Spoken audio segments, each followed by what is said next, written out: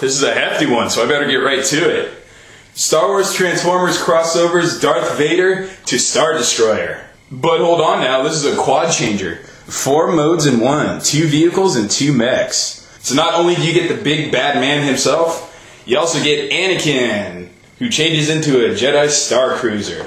You know, this is disappointing me now. The Star Wars crossover line has been around for how long, and we still don't have Star Wars inspired tech specs? We could have speed, strength, intelligence, right along things like midichlorian count, power in the Force, faith.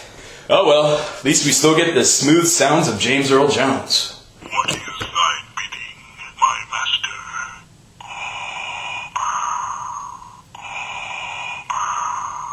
So to kick off this 4-way play, I say we start with Anakin Skywalker's Jedi Cruiser.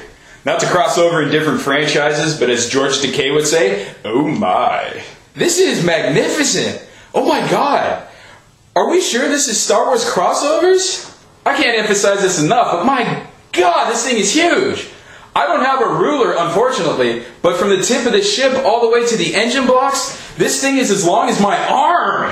Anakin's Jedi Cruiser just has acres of details. You can make out everything, panels and ports and built-in guns and whatever these yellow things are. Symbols, I guess. Then alongside the back here, you got the slightest shimmer of blue for the engines.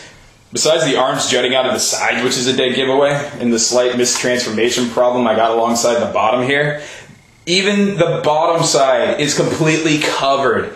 More panels, more ports, more acres of details everywhere. Then the only one piece of kibble you got is the top of the Star Destroyer, which is now hanging out at the bottom like some sort of space rotor. And check out the military hardware up top. That kind of looks like classic Jetfire's backpack. Wonder how far these suckers fly. And while I have it discharged, look at this missile. There's actual details sculpted into it, some nice paint apps, and actually the rounded tip, which is supposed to be a safety feature, that actually blends in really well with the rest of it. The only thing I can really find fault with for these missile launchers is that they don't slide in too easily. You have to be kind of rough and shove them in there. Ah, hurts. I really think the Jedi Star Cruiser racks up some points. It's almost like a detailed model of the actual ships from the show. I'm going to put this one in the win column. So changing it up, going from Jedi Cruiser to mech mode, you get everyone's favorite jerk of a Jedi, Anakin Skywalker. This Anakin mode is actually super slick. I'm liking what I'm seeing. Despite the fact he's suffering from Silverbolt syndrome and has to carry a Jedi Cruiser on his back. That one complaint aside, there's also a weird proportion issue. When you extend the legs, he's got these knob knees. But around the shoulder area, he's all linebacker. But whatever, because the character of Anakin actually looks distinct from the Darth Vader character. You have silvers and bronzes and a nice blonde pretty boy to go with your leathery browns and your deep blacks. He's actually looking like a separate character. And if that wasn't enough to convince you, well then his belt has its own built-in sound clips. You're no match for a Jedi Master. The Sith will never transform me. We've got him right where we want him. That wasn't something I was expecting. Mecha Anakin is actually more manly than his real-life counterpart. But then you got yourselves additional details, like this combination of the Imperial and Rebel symbols right above Anakin's shoulders, representing a yin-yang aesthetic balance almost. Oh Hasbro, you cheeky devils and your symbolism. But Anakin is not without his defenses, because he also comes with 2 lightsabers, which kind of reminds me of a pair of chopsticks I saw in Japan once. Now you would think with all this Star Cruiser kibble being a burden to carry, Anakin's articulation would suffer. And it kind of does around the legs, seeing as how you can only, do soccer kicks. And you know what the worst part is? I finally get myself a Darth Vader figure that can do the proper splits, but can't stick it because of his huge tail. Well, Anakin, looks like my Star Wars Rent crossover is going to have to wait a little longer. Other things suffer too, but not as tragically as much as those legs. There's no waist or head movement either, mostly because of all the electronics in there. Thanks to those ultra-manly shoulders, articulation's kind of hampered, and the only way you can make these arms go all the way around is if you close these flaps. Not only that, but being parts farmer, they made good use of the leftover kibble and decided to make this a shield. Jedis with shields? Well, color me intrigued. It's not a bad idea. Although it is kind of plain looking. But it is a good use of the kibble. And it does remind me of that one episode of Evangelion where Unit Zero carried around a big shield. Well, the good news is once you do manage to get that shield onto Anakin, it's not going anywhere. It's actually nice and sturdy. Look at that. He's holding out his arm and everything. Stabby, stabby. Mech mode Anakin passes the quality test with me, but unfortunately not with flying colors. If something could have been done to fix the hampering of articulation, it would have been all good. But can't have it all. And up next is a mode I think we're all familiar with. Tell me, does this look familiar?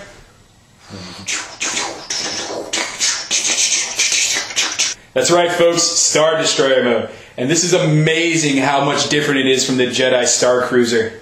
All around from all sides and angles, it's completely covered. There's no mech parts showing out anywhere. Even these portions underneath that are exposed are just engine blocks. Then of course you could just get lost for days in all that detailing all around on all sides of the ship.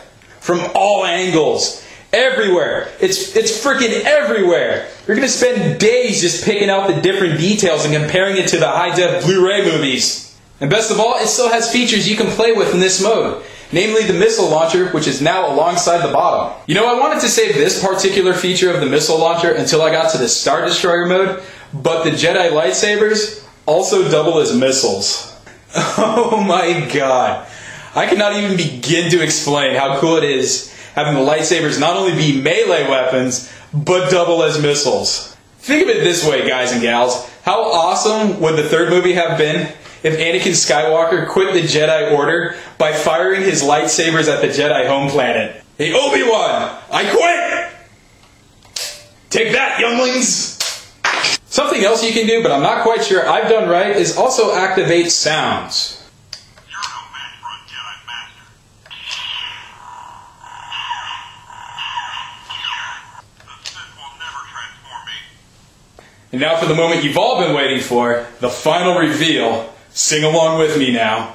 Dun dun dun dun dun dun dun dun dun dun dun dun. Yes, folks, the main man himself, Darth Vader, stands before you with his own transformation. Gone are those bronze colors and the blonde boy with the scar. Now stands before you the icon, draped in black and dark leather browns again. As you can see for yourself, his midsection has changed thanks to a rotating midsection gimmick, which gives him the new sounds. And of course, what's Darth Vader without his signature helmet, which was actually stored in halves right here in the crevices of his shoulders. You want to know something amazing? The inside of the helmet was incredibly detailed. My God, that's commitment. I am stupefied. Aside from those necessary aesthetic differences to transform the character to Darth Vader, there's nothing really different about this guy from the Anakin counterpart. Except for maybe like one more shoulder flap is up. Now once again, using every part of the buffalo, that ship section that acted as a shield for Anakin acts as something different for Darth Vader. I have no idea what this is supposed to be. I guess it's cool. They added some blacks and some reds to it so it would look more menacing. But the effect I'm getting from it is that Darth Vader's collar is turned up way too high. Ugh, Darth Easter Bunny. So something I considered purely a Sith weapon are these engine blocks, which came off of Anakin's Jedi Cruiser mode, which can snap together to form a single double-barreled rocket launcher. Single double-barreled rocket. Yeah, that makes sense. And when Darth Vader's packing, the effect is actually pretty cool. I know the Sith Lords didn't use guns at all, but on Darth Vader, this is pretty rocket.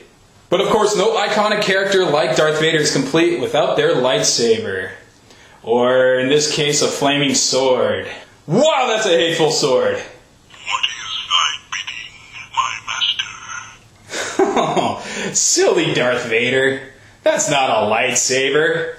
This is a lightsaber. I'll give props to whoever designed it. This is definitely unique and different. We've never seen a weapon like this. However, I feel it's just kind of generic. I mean, how many RPGs and video games feature flaming red swords nowadays that have the jagged blade? Hell, how many Transformers like Grimlock have a magical flaming blade of flame? Flaming flame, flame, flame. Despite some really ludicrous accessories, none of that takes away from the character's heft or menace. I'm not even really doing this toy any justice. You really owe it to yourself to get one and play with it to find out how much fun it could be. Everything about this guy has just such incredible playability. Except maybe for this sword. It's cool and all, but I'm just not feeling it. Worst part is, you can't even use it as a missile. Oh well. At least Darth Vader has a badass lightsaber that can stand up to my lightsaber. Let's dance.